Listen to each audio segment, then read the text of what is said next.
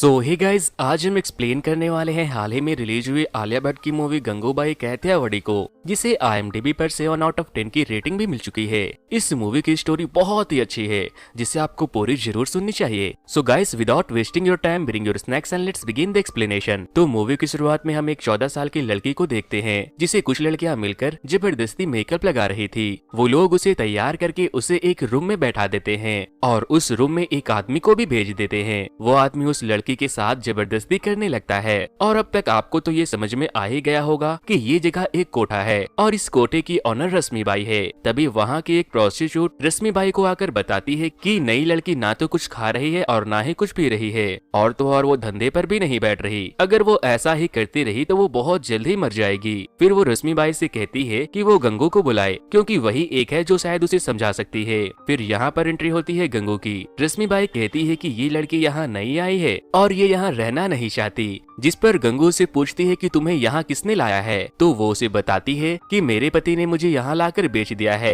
और दोस्तों, बाकी मूवियों की तरह यहाँ पर भी सीन एक बार फिर से शिफ्ट हो जाती है पास्ट में, जहाँ गंगू पहले गंगू नहीं गंगा हुआ करती थी। कमाठीपुरा से मीलों दूर काठियावाड़ी की थी वो, जहाँ वो अपने दिल में एक हीरोइन बनने का ख्वाब लेकर अपनी जिंदगी बहुत ही हंसी खुशी बिता रही थी। और तो और उसका एक बॉयफ्रेंड भी था, जिसका नाम रमनीक था। एक दिन रमनीक उसे बताता है कि उसे देवानंद की मूवी में काम मिल गया है, और ये खबर सुनने के बाद गंगू बहुत खुश होती है। रमनीक उसे बताता है कि हमें मूवी के लिए मुंबई जाना होगा, जिस पर गंगा बोलती है कि मैं भी अपने घर वालों को बताकर जाऊंगी। लेकिन रमनीक उसे ऐसा करने से मना कर देता है और कहता है कि तुम्हारे पेरेंट्स तुम्हें वहाँ जाने के लिए इजाजत नहीं देंगे। और फिर गंगा रमनीक के साथ बिना घर वालों को इन्फॉर्म किए मुंबई जाने के लिए तैयार हो जाती है, और फिर वो दोनों मुंबई पहुँच जाते हैं। मुंबई पहुँचने के बाद रमनीक गंगा को एक घर में लेकर जाता है और उसे बताता है कि ये घर उसके मौसी का है। मगर गंगा को वहाँ का माहौल थोड़ा अनकंफर्टेबल लग रहा था, इसीलिए वो रमनीक को वहाँ से चलने के लिए बोलती है। मगर रमनीक उसे वहीं बैठाकर खुद वहाँ से चला जाता है, जिसके बाद वो लोग गंगा को एक रूम में ले जाकर बंद कर देते हैं। वो बेचारी बहुत चीखती चिल्लाती है, मगर उसकी आवाज सुनने के बाद भी कोई उसकी मदद करने के लिए नहीं आता। गंगा वहाँ पर 3 दिनों तक कंटिन्यू कुछ भी खाती पीती नहीं है। और फिर इसके बाद वहाँ की ऑनर शीला मौसी आती है, और उसके बाद वो उसे बताती है कि तुम्हारे बॉयफ्रेंड ने तुम्हें 1000 रुपए में बेच दिया है। और ये सुनने के बाद गंगा के पैरों के तले जमीन ही खिसक जाती है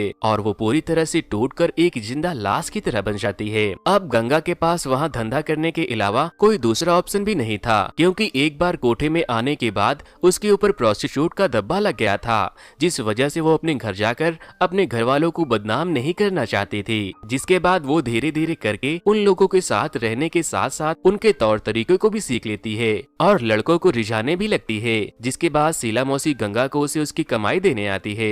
गंगा उसे बताती है कि आज जो सेठ आया था उन्होंने मुझे नया नाम दिया है, गंगू। और इसके बाद से गंगा का नाम गंगू पड़ गया था। और वो उसे ये भी बताती है कि उसने मुझे ये कहा है कि मैं एक दिन पूरी कमाठीपुरा पर राज करूंगी। शीला मौसी गंगू के बोल वचन को इग्नोर करके वहाँ से चली जाती है, और गंगू को कोठे में रहते रहते ऑलमोस्ट 1 साल हो गए थे। और अब वहाँ की लड़कियाँ शीला मौसी से ज्यादा गंगू की बातों को मानने लगी थी। एक दिन गंगू अपने लड़कियों के साथ मूवी देखने जाती है, जहाँ उन्हें कुछ लड़के परेशान करने लगते हैं। जिसके बाद गंगू उन्हें बहुत मारती है कि क्या हम लोग एक दिन भी छुट्टी नहीं मना सकते। और फिर वो लोग मूवी देखने चले जाते हैं। अब सीन चेंज होती है और हमें रात का सीन दिखाया जाता है, जहाँ एक लड़की गंगू से अपने पापा को लेटर लिखने को कहती है। जब गंगू लेटर लिखने लगती है तो वहाँ की सारी लड़कियाँ बहुत इमोशनल हो जाती है, क्योंकि उन सब लड़कियों की कहानी ऑलमोस्ट सेम थी। अब हम देखते हैं कि सुबह के 4 बज रहे थे और शीला मौसी अपने पुराने मकान को नए जैसा रखने के लिए पेंट चढ़ा रही थी।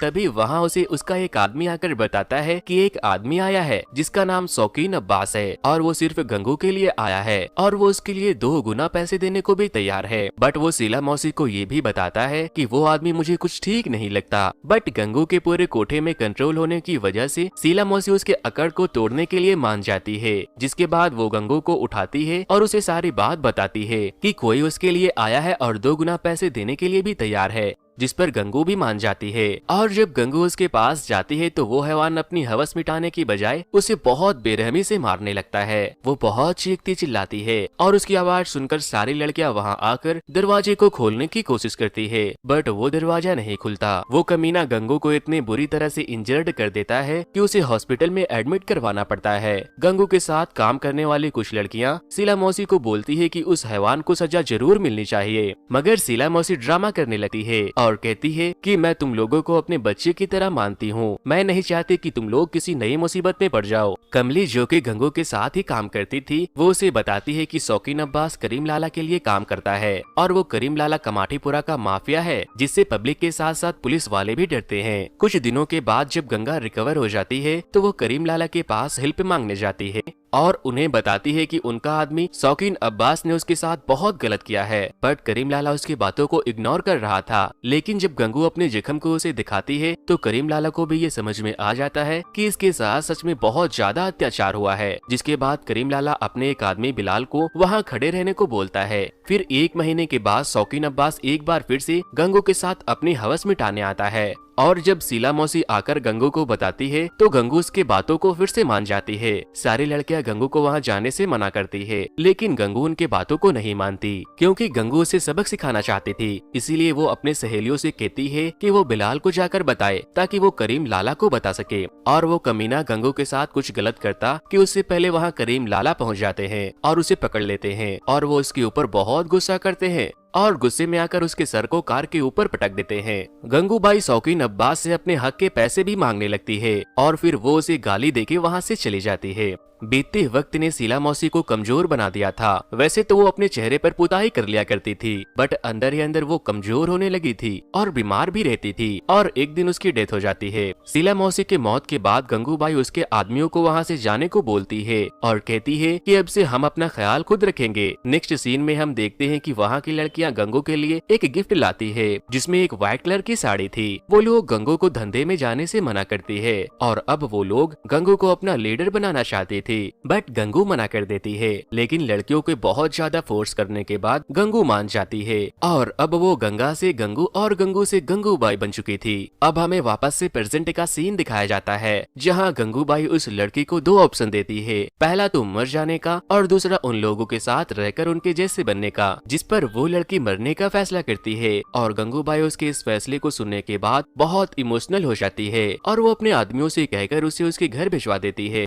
अब हम नेक्स्ट सीन में एक टेलर चचा को देखते हैं जो कि गंगूबाई के ब्लाउज का नाप लेने आया था और वो अपने साथ कुछ साड़ियाँ भी लेके आते हैं और उनके साथ एक लड़का भी था जिसका नाम अफसान रज्जाक था। गंगूबाई उसे रज्जाक साहब कह के बुलाती थी। टेलर चचा बताते हैं कि यही अब आपके ब्लाउज का नाप लिया करेगा और तो और साड़ियों का काम भी संभालेगा। गंगूबाई की नजर अफसान से हट ही नहीं रही थी। अब अफसान रोज रोज गंगूबाई के कोटे के बाहर खड़ा रहने लगा था ताकि वो गंगूबाई को देख सके। उन दोनों के बीच इशारों ही इशारों में बहुत सी बातें होनी शुरू हो गई थी। वो दोनों एक दूसरे के काफी करीब आने लगे थे। अफसान गंगूबाई को पूरा कमाटीपुरा भी घुमाता है। अब आने वाले दिनों में इलेक्शन भी होने वाले थे और इस इलेक्शन को गंगूबाई जीतना चाहती थी। रहीम गंगूबाई को हफ्ता ला कर देता है, मगर हफ्ता मिलना काफी कम हो गया था। गंगूबाई को इलेक्शन में जीतने के लिए काफी सारे पैसों की जरूरत थी। रहीम गंगूबाई से कहता है कि रज्जाबाई 2 बार से इलेक्शन जीतती आई है, उसे हराना नामुमकिन होगा, लेकिन गंगूबाई को खुद के ऊपर बहुत भरोसा था। इसी दौरान जब ईद का दिन आता है तो गंगूबाई करीम लाला के लिए सिवैयां बनाकर लेकर जाती है और उन्हें बताती है कि उसे इलेक्शन में जीतने के लिए कुछ पैसों की जरूरत है। करीम लाला उससे पूछता है कि तुम्हें कितने पैसों की जरूरत है। गंगूबाई उसे बताती है कि आप बस मुझे अपने शराब के झंडे को संभालने दे दीजिए। करीम लाला पहले तो मना कर देता है, बट बाद में वो मान जाता है क्योंकि गंगूबाई वहाँ के औरतों के लिए कुछ अच्छा करना चाहती थी और करीम लाला अपनी खुशी से ईदी के तौर पर उसे एक कार भी गिफ्ट करता है। अब हम देखते हैं कि अफसान गंगूबाई का ब्लाउज देने आता है। जिस वक्त गंगूबाई नहा रही थी, अफसान गंगूबाई को नहाते हुए देख लेता है और कहता है कि आप बहुत खूबसूरत हो। गंगूबाई अफसान से कहती है कि मैंने पहला ऐसा मर्द देखा है जो मेरे सामने बैठा है और अफसान अपनी दिल की बात गंगूबाई से कह देता है कि मैं आपसे बहुत प्यार करता हूँ। जिसके बाद गंगूबाई बोलती है कि मैं भी तुमसे प्यार करती हूँ और फिर वो दोनों एक दूसरे को गले लगाते हैं। गंगूबाई अपनी कार लेके अफसान के पास पहुँचती है और उसे अपने साथ घुमाने के लिए लेकर जाती है। वो दोनों कार के अंदर ही रोमांस करने लगते हैं और रात हो जाती है। रात में एक आदमी गंगूबाई के पास आता है और उससे कहता है कि तुम्हें रजिया बाई ने बुलाया है, जिस पर गंगूबाई उससे कहती है कि मेरे पास टाइम नहीं है। रजिया के लोग गंगूबाई की बेइज्जती करते हैं और उसका मजाक उड़ाने लगते हैं, जिसके बाद गंगूबाई उन्हें मारकर वहाँ से भगा देती है। अब हम देखते हैं कि गंगूबाई के कोठे पर पुलिस की रेड पड़ जाती है, जो रजिया बाई के कहने पर वहाँ आए थे। लेकिन गंगूबाई कहाँ किसी से कम थी, वो भी पुलिस वालों के मुंह पैसों से भर देती है। अगले सीन में हम देखते हैं कि गंगूबाई अपनी लड़कियों के साथ खाना खा रही थी और तभी रजिया बाई वहाँ खुद आ जाती है और गंगूबाई को इलेक्शन में खड़े होने से मना करती है, मगर गंगूबाई उससे जरा भी नहीं डरती और पीछे हटने से साफ इनकार कर देती है। फिर रजिया बाई वहाँ से जाने लगती है और जाते जाते बोलती है कि कल मेरे भाषण को सुनने जरूर आना। अगले दिन गंगूबाई पर्दे पर मूवी लगा देती है, जिससे कि सारे लोग रजिया बाई की रैली में जाने के बजाय मूवी देखने लगती है और गंगूबाई अकेले ही उसकी रैली में जाती है। गंगूबाई को देखकर रजिया बहुत गुस्सा करती है और वो गंगूबाई से कहती है कि कोठे से डोली पर ले जाना और रजिया को हराना दोनों ही नामुमकिन है। नेक्स्ट सीन में जब गंगूबाई छत पर से कपड़े उतार रही थी तो उसे कुसुम के घर में एक पिंजरे में एक लड़की दिखाई देती है। वो कुसुम के पास जाती है तो उसे पता लगता है कि वो उसकी बेटी रोशनी है, जिसे कुसुम इन सब कामों से दूर रखना चाहती थी। कुसुम कहती है कि ये अब बड़ी हो गई है, मगर इससे शादी कौन करेगा। तभी गंगूबाई के पास एक आइडिया आता है। वो रोशनी के रिश्ते के लिए अफसान रज्जाक के घर जाती है, मगर अफसान इस रिश्ते से मना कर देता है। वैसे तो गंगूबाई भी अफसान से प्यार करती थी, मगर वो अफसान की शादी रोशनी से करवाना चाहती थी, क्योंकि वो खुद को अफसान के लायक नहीं समझती थी। और गंगूबाई का मानना था कि अगर अफसान और रोशनी की शादी हो गई तो लोग वोट गंगूबाई को ही देंगे, क्योंकि कमाटीपुरा में आज तक किसी की शादी नहीं हुई थी। फिर अफसान गंगूबाई से पूछती है कि क्या ये तुम्हारा लास्ट डिसीजन है, जिस पर गंगूबाई कहती है कि हाँ, जिसके बाद अफसान और रोशनी की शादी हो जाती है। गंगूबाई अफसान से प्यार तो बहुत करती थी, लेकिन इलेक्शन में जीतने के लिए वो अपने प्यार की कुर्बानी दे देती है। कुछ दिनों के बाद जब इलेक्शन का रिजल्ट आता है तो कमली आकर गंगूबाई को बताती है कि तुम अब पूरे कमाटीपुरा की प्रेसिडेंट बन चुकी हो।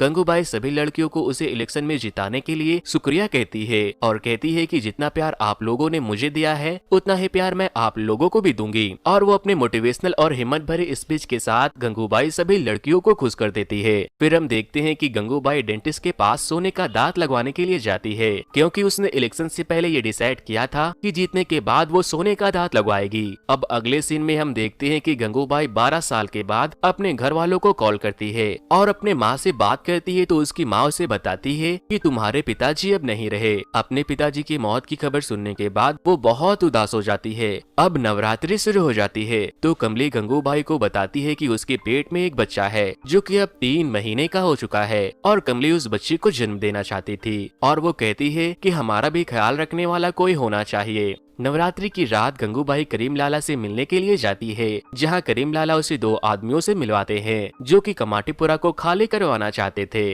करीम लाला उसे बताते हैं कि 14 नंबर गली के पीछे जो स्कूल है उनके साथ मिलकर इन्होंने कमाटीपुरा के कोठे को खाली करवाने का पिटीशन तैयार करवाया है। करीम लाला उसे ये भी बताते हैं कि ये लोग स्कूल के नाम पर बड़ी बड़ी बिल्डिंग्स बनाना चाहते हैं। करीम लाला उन लोगों की बेइज्जती करके वहाँ से भगा देते हैं और गंगूबाई से कहते हैं कि बिल्डर को तो मैं संभाल लूंगा, मगर स्कूल वालों को तुम्हें ही संभालना पड़ेगा, क्योंकि वो लोग तुम्हारे ऊपर केस भी फाइल कर सकते हैं। गंगूबाई कहती है कि मुझे इन सब चक्करों में नहीं पड़ना, मगर करीम लाला उसे समझाते हैं कि तुम्हें अपने डर को दूर करना होगा और कमाटीपुरा के औरतों के सर से छत छीनने से बचाना होगा। थोड़ा समय बीतने के बाद कमाटीपुरा के लोग प्रोटेस्ट करना शुरू कर देते हैं और गंगूबाई मुर्दाबाद वैश्यावृत्ति बंद करो के नारे लगाने लगते हैं, क्योंकि वो लोग किसी भी हाल में कमाटीपुरा को खाली करवाना चाहते थे।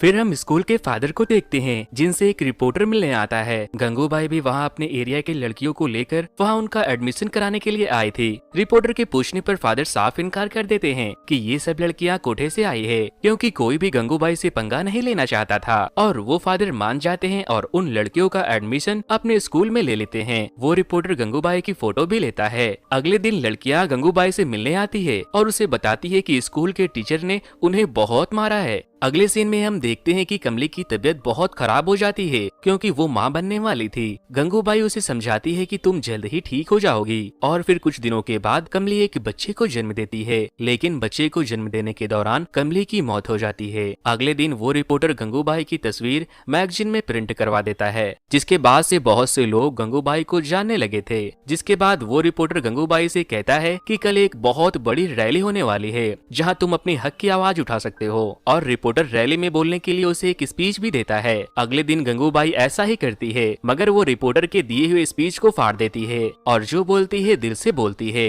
वो बोलती है कि हम लोग भले ही वैश्या है मगर हमें भी समाज में जीने का हक है, हमें भी इज्जत मिलनी चाहिए और हमारे बच्चों को शिक्षा मिलनी चाहिए। गंगूबाई के स्पीच को लोग बहुत पसंद करते हैं। उसके स्पीच की वजह से उससे मिलने के लिए एक मंत्री भी आता है और वो उससे कहता है कि तुम मुझे सपोर्ट करके आने वाले इलेक्शन में जितवा दो। जिस पर गंगूबाई उसे कहती है कि पहले हम लोगों को हमारा हक दिलवा दो, उसके बाद ही मैं तुम्हारी मदद करूंगी। मंत्री कहता है कि ये पिटीशन हाईकोर्ट तक पहुंच गई है, अब इस पिटीशन को सिर्फ प्राइम मिनिस्टर ही रोक सकते हैं, और वो गंगूबाई को दिल्ली भेजने का इंतजाम करते हैं ताकि वो प्राइम मिनिस्टर से मिल सके। और गंगूबाई दिल्ली जाकर प्राइम मिनिस्टर से मिलती है और वैश्यों के हक में बहुत सारे डिमांड करती है। जिसके बाद प्राइम मिनिस्टर उससे कहते हैं कि वो एक कमेटी बैठाएंगे और वहाँ इस बात का चर्चा भी करेंगे कि गंगूबाई के रहते हुए काले गुलाब का बगीचा हमेशा खिला रहा। दोस्तों, गंगूबाई महान तो नहीं थी, लेकिन वो कोई शैतान भी नहीं थी। गंगूबाई का नाम इतिहास में भले ही ना हो, मगर कमाठीपुरा की गलियां अपना इतिहास हमेशा याद रखेगी।